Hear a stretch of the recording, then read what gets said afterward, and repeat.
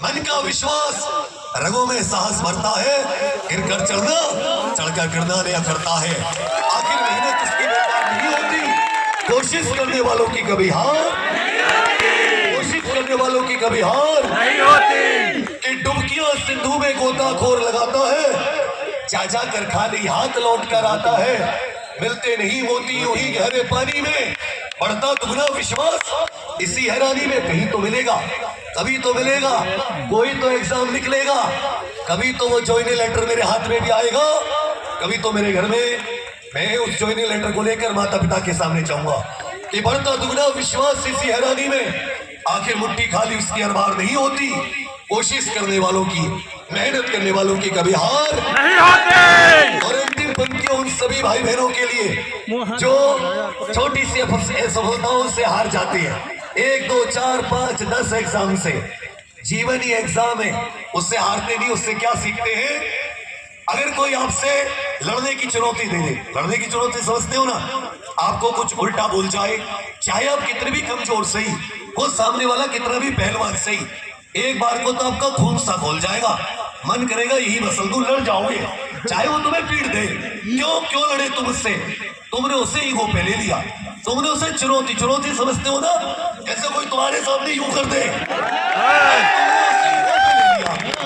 ऐसे ही असफलताओं को किसमें ले लेते हैं? ईगो पे।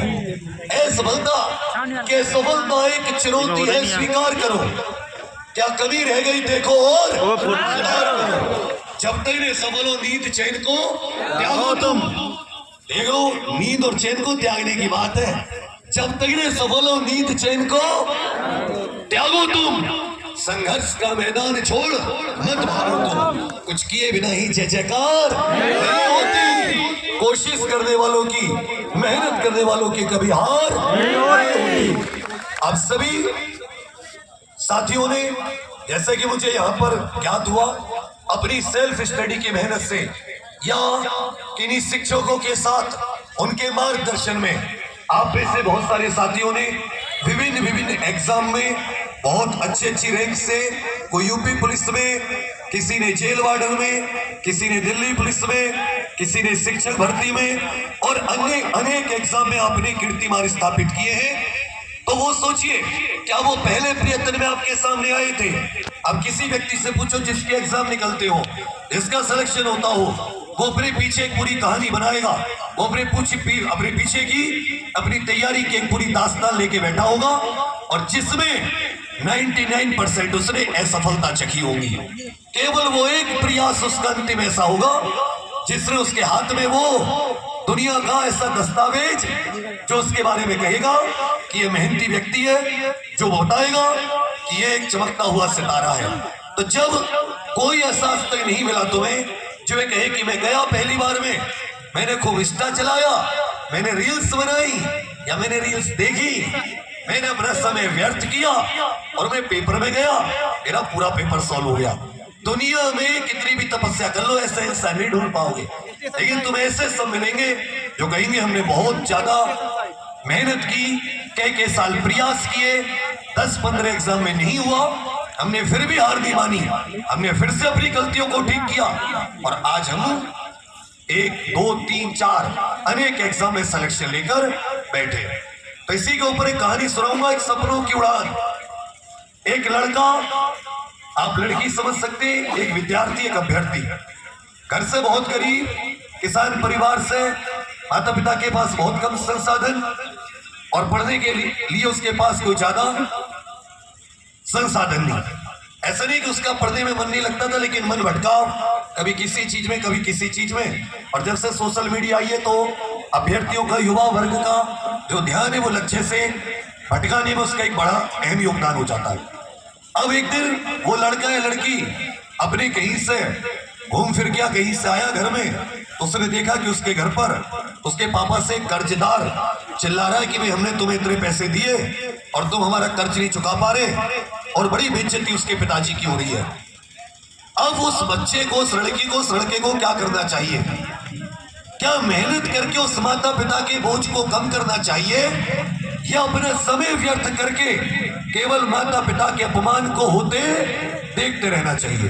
क्या करना चाहिए उसे? उसे समझ में आई कि भाई मैं जो अपना समय व्यर्थ कर रहा हूं, ये समय तो मुझे मेरे परिवार को और धरातल में लेकर जाएगा। ये मेरे पिताजी हैं, बूढ़े होते जा रहे हैं, इनको मैं अच्छी जिंदगी कब देकर जाऊंगा। हमारे सबके माता पिता एक अच्छी जिंदगी डिजर्व करते नहीं करते? अरे करते नहीं करते? अच्छी जिंदगी के वो हकदार है या नहीं है? उन्होंने अपने जीवन में उन्हें वो सभी संसाधन मुहैया नहीं थे जो आज तुम्हारे पास है। नहीं तो कई बार अपने घर वालों से आप कहोगे कि पिताजी माताजी आज जितने पढ़ने के साधन हमें मुहैया है, अगर आपको होते तो आप क्या करते हो? कहते कि अभी हमारे एज में छूट दिला दे, हम पढ़ लेंगे, तेरी जगह तेरे बस की नहीं हो। क्योंकि वो जानते हैं कि पढ़ाई जो शिक्षा, उसकी जो ताकत है, उसमें जो शक्ति है, वो कहां किसी इंसान को धरातल से आसमान की बुलंदियों तक ले जाए। और कोई दुनिया में ऐसा साधन नहीं है जिससे कि आप अपने घर के कष्टों को, अपने कष्टों को हटा सके और एक सम्मानजनक जिंदगी प्राप्त कर सके। आप ऐसा सीख लीजिए, ऐसा समझ लीजिए, एक तरफ बहुत ही अपमान, एक तरफ बहुत ही अनादर की जिंदगी है, और एक तरफ मेहनत कर लो, कष्ट सह लो, नींद को, चैन को त्याग लो। जब दुनिया अपना समय व्यर्थ करे, जब दुनिया अपना समय व्यर्थ बिताए, तो उस समय को अपनी पढ़ाई में लगाओ। एक एक समय निकालो। आप लड़कियों घर के छोटे मोटे काम करने पड़ते हैं, काम करते हुए पढ़िए। आज इतने साधन मुहैया ऑनलाइन के रूप में, पीडीएफ के रूप में, जैसे आपसे टीचर अच्छे लगे हो टीचर से पढ़ो, सेल्फ स्टडी अच्छा लगे सेल्फ स्टडी से पढ़ो।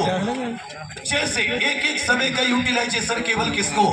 पढ़ाई में। अभी मैं आया, मुझे एक जेल वार्डन में सेलेक्टेड मिले, उन्होंने बताया कि सर मैंने अपने गांव में एक मुहिम चला रखी है कि जो भी बच्ची अपने 10th या 12th में जितनी प्रतिशत मार्क्स लेकर आएगी, जैसे 90% तो 9,000 रुपए, 80% तो 8,000 रुपए, मैं उतना ही उसे एक पुरस्कार के तौर पर उसका प्रोत्साहन करने के लिए देता हूँ। ऐसे आप में से बहुत सारे सेलेक्ट हो जाएंगे, बहुत सारे आप में से सेलेक्ट हुए हैं, सभी अपने अपने गाँव को, मोहल्ले आपको कोई नुकसान नहीं होगा। 5-10 हजार रुपए अगर किसी बच्चे के प्रोत्साहन में, उसकी पढ़ाई में आप लगा दोगे, तो आपको दुआएं, आशीर्वाद ही मिलेगा। कुछ ऐसा नहीं कि आपको कोई जहाज डूब जाएगा, लेकिन आप दूसरों को भी प्रेरित कीजिए। ये एक तरफ से नहीं, ये पूरे भारतवर्ष में हम सब मिलकर एक शिक्षा की ऐसी क्रांति, एक ऐसी चिंगारी लेकर आए जहाँ कोई भी गरीब परिवार का बच्चा मेहनती जो कुछ सपनों को पाने का सोच के बैठा है, जो कुछ सपने देखता है, उसके सपने पैसों की वजह से, उसके सपने संसाधनों के अभाव की वजह से या गाइडेंस की वजह से, किसी भी वजह से उसके सपने पीछे ना रहे। ये हम सब की, आप सबकी जिम्मेदारी है। जो सेलेक्ट होते जाएं कि भाई वो कम से कम एक बच्चे को सेलेक्ट कराने का, एक बच्चे को और मेहनत कराने का जुम्मा उठा ले, उसको गाइडेंस करने का, उसका मार्गदर्शन करने का। और बस मैं यही आपसे कहना चाहूंगा कि आप पढ़िए, मेहनत कीजिए, क्योंकि ना तो मेहनत पढ़ने से आप बीमार होगे, ना मृत्यु होगी, मतलब कोई नुकसान ही नहीं है, वजन भी कम नहीं होता। केवल चमकोगे, हर दिन को सीखोगे, और एक दिन ऐसे ही इन्हीं मंचों से आपको बड़े बड़े लोगों से पुरस्कार, बड़े बड़े लोगों से सम्मान और इज्जत मिलेगी। परिवार एकदम बढ़िया आपका पटरी पर आ जाएगा, एक जीवन में स्थायित्व आ जाएगा। माता पिता को अपनी तनख्वाह से कुछ सामान ला कर दोगे, उनको किसी तीर्थ स्थल की यात्रा कराओगे, तो वो जो उनकी आत्मा से आपके लिए आशीर्वाद निकलेगा, उसका कोई मोल नहीं है। तो आज ये कसम उठा लो, आज ये प्रतिज्ञा उठा लो कि आज से अपना समय बर्बाद नहीं करोगे। आज से अपना एक एक समय किसको दोगे? ऐसे पढ़ाई को दोगे, समय तो बंद दे दिया, इसको दोगे। अरे आवाज जानी चाहिए उधर, जिलाधिकारी आवाज तक उठाना। उधर जब एंट्री कर रहा था जिलाधिकारी साहब का आवाज था, वहां तक आवाज जानी चाहिए। बच्चों ने प्रतिज्ञा ली है, तो क्या करोगे आप लोग? क्या करोगे आप लोग? पढ़ाई। क्या करोगे? खूब मेहनत। अंत में अपनी पंक्तियों में कहना चाहूंगा कि राहें जहां तक जाएंगी, राहगीर वहां तक जाएगा। राहें जहां तक जाएंगी, राहगीर वहां तक जाएगा। ये दरिया से क्यों पूछ रहे, ये नीर कहां तक जाएगा? दरिया माने नदी और नीर माने पानी। नदी अपना रास्ता बना लेगी, उसे पूछने की आवश्यकता नहीं है। ऐसे तो मेहनत से मुकाम हासिल करोगे कि राहें जहां तक जाएंगी राहगीर वहां तक जाएगा। ये दरिया से क्यों पूछ रहे, ये नीर कहां तक जाएगा। अरे खींच धनु की डोर, धनु माने धनुष कलम पेड़ कि खींच धनु की डोर, निशाना साधो अपनी मंजिल का, बाकी बाद में देखेंगे ये तीर कहां तक जाएगा। भारत माता की, भारत माता की, भारत माता की, वंदे वंदे वंदे वंदे। लड़कियों में से वंदे मातरम, बेटा आपकी आवाज तो और तेज होनी चाहिए, नारी शक्ति और तेज आवाज। ये भारत माता की, भारत माता की, इंकलाब जिंदाबाद, इंकलाब जिंदाबाद, इंकलाब जिंदाबाद, इंकलाब। जिंदाबाद। बहुत धन्यवाद आप सभी के लिए, बहुत आशीर्वाद। और सभी सम्मानित अतिथियों का, सभी सम्मानित आदरणीय उससे बड़ों का आपको सादर नमन। थैंक यू, धन्यवाद, जय हिंद।